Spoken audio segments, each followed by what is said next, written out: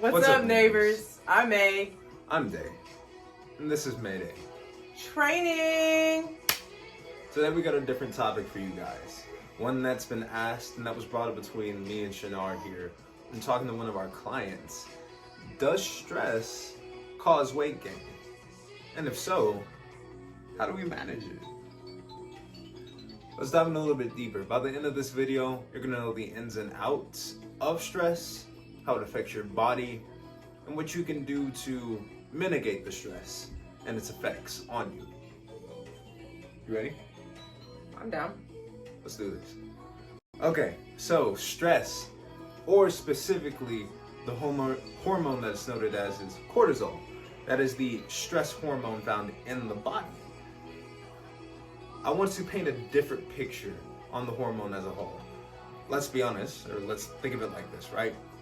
If your body makes it liberally, mind, and tells your adrenal glands to pump it out on a regular basis, there has to be some reason behind it, and it can't be 100% a bad thing. Stress 100% is not bad. Have you heard of good stress and bad stress? There is good stress. Let's have a little more. Okay.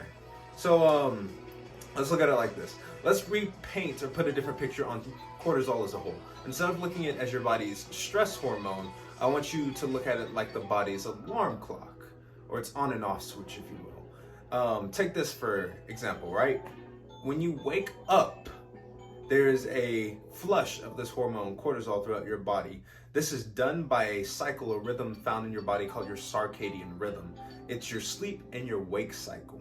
So whenever you wake up, if you've ever felt your heart palpitating, beating fast, or you in a high alert, like kind of tense, that's cortisol. That's your body releasing it through your system, telling you, hey, it's time to wake up and it's time to get some cool fact if you die. This hormone does a couple other things, though, that I think is really important for you to know before we dive deeper on this topic. So cortisol is released by your adrenal glands, along with adrenaline. Your body, most cells in it, in fact, have receptors that is able to receive this cortisol, and it does different things in different areas. More often than not, it's released when you're in a fight or flight situation or things are tense. So if you saw something that scared you, or you get angry, or you have an anxiety attack, or anything along those lines, cortisol is usually being released. And in its presence, a couple things happen. One, the release of glucose, or sugars, carbohydrates, in your bloodstream, so your blood sugar goes up. On top of that, your immune system and your digestive tract and your reproductive system are suppressed because they hinder the release of this hormone and its effects on your body. Bet you didn't know that. Our reproductive system. Yes, your reproductive system. You're not thinking too much about getting it on, right? When you're in a high tense situation. Oh, so the pandemic was like a pause for stress. Yeah. Yeah. We had a baby, y'all. We thought it was just because there was no weights around to distract us. Right. There's just nothing around to stress us out. It's another topic. For a different time? Maybe. Maybe. Less stress. More Sex. a different video. But on top of these things, right, cortisol as a whole has it's not, like I said, it's not all bad. It sounds kind of like doom and gloom, like, oh man, I don't want this in my system at all. Please, you actually want this. You want this hormone in your system. Along with these effects that it does in your body, it has a couple other things. It keeps you alert, keeps you awake. There's a steady stream of cortisol going through your system, like, for the most part, aside from when you're sleeping. That's just to keep you up and alert. If you didn't have enough cortisol, your blood pressure would drop. And if you really didn't have enough cortisol, your muscles actually would start to weaken and decline, and your skin would start to darken because of lack of blood flow throughout your body and a lack of glycogen and energy being metabolized by the body and the cells. Cortisol is vital. Stress is necessary for our survival. Funny. Yeah, so God wouldn't put it in your body if it was harmful. No. So it's just a matter of knowing.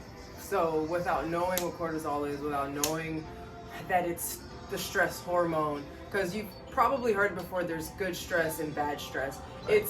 It's more so that the cortisol, what it's supposed to alert you of, is good. Stress in and of itself is no bueno. I don't believe we should be stressing about anything. Big chilling. Yeah.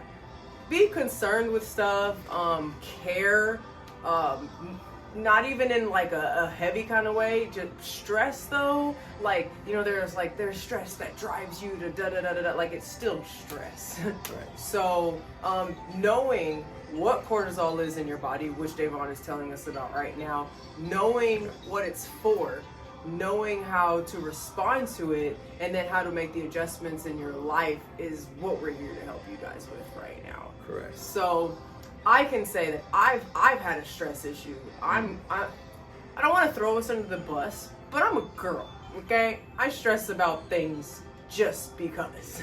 So sometimes it's like you don't even realize it's happening. I sure don't realize it's happening. This is why I go to Jesus for everything, because sometimes I need sometimes I need God to even tell me, like, you're stressed about this. I wouldn't even know. And it's bad because so many of us, especially in America, it's just so second nature to us that we don't even realize it's happening until there's like a weight fluctuation, or even worse, like you get sick and you get hospitalized, or you know, something bad happens or whatever. So it's something that we need to be aware of, so that way we know how to respond to this stress hormone. Right.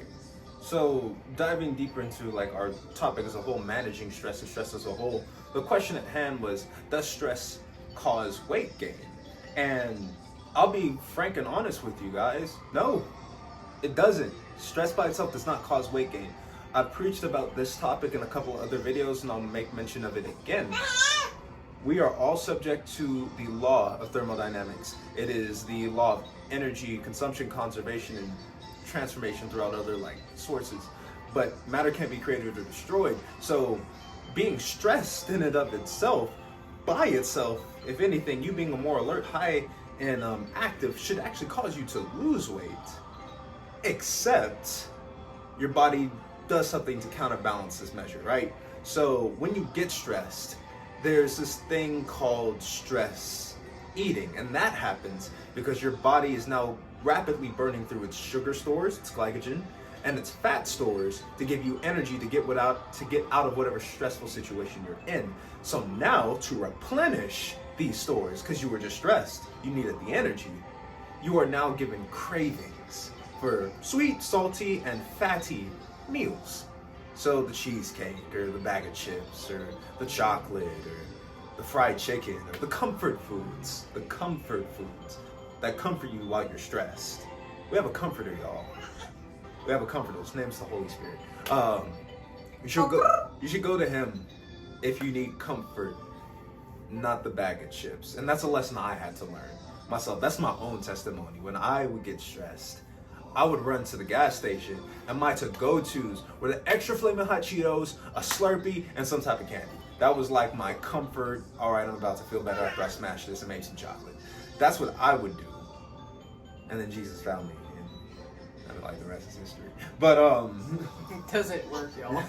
It's just you're now stressed with a bag of chips, right, and some chocolate in your body and a soda or whatever. It doesn't actually solve the problem. No. So if anything, it probably creates a problem. So I, during my pregnancy, put on probably twice as much weight as I need to because I was stress eating.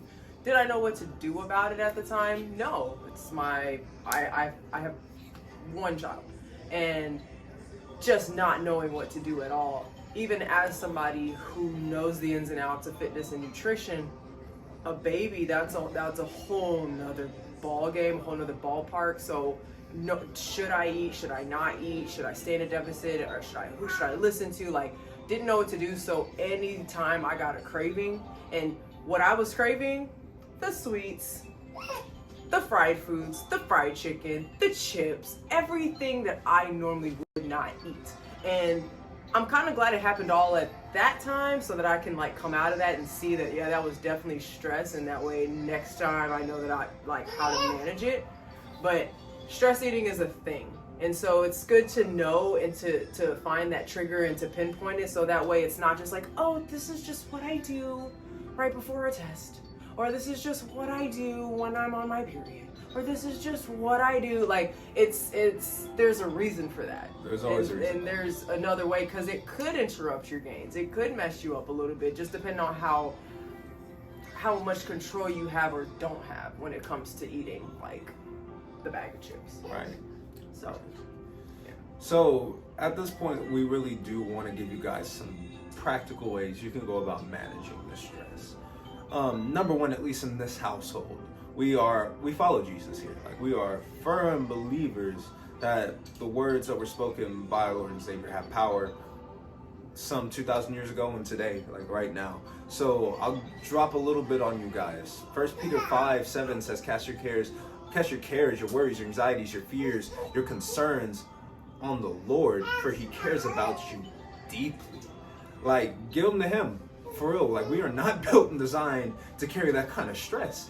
As you guys just saw beforehand, too much of that cortisol literally breaks us down. It lowers your immune system. You'll get sick, you'll gain weight. Some of those things compound in each other, and they create a snowball effect, which makes it worse. You're not built to deal with that. Not all that level of stress. So whether you're the office worker in you're a high sales position, or you're trying to like achieve a goal and nothing's working out, or you're the entrepreneur, wherever you are, whatever you're doing, you're the athlete, the student, stress is not your friend. Give that to him and he will give you peace. That's what you need. But some other things, you can go for a walk, you can lift weights, read a book, listen to some music. What can the people unplug. do? Ooh. Okay? We do this a lot in our house. When you have a position or a lifestyle, whether it's for work or for pleasure, there's a whole lot of phone time, screen time. And what happens is, for those of you who work like 9 to 5 type jobs, you have like your hour break or whatever, you'll be either on a screen or you'll be doing work.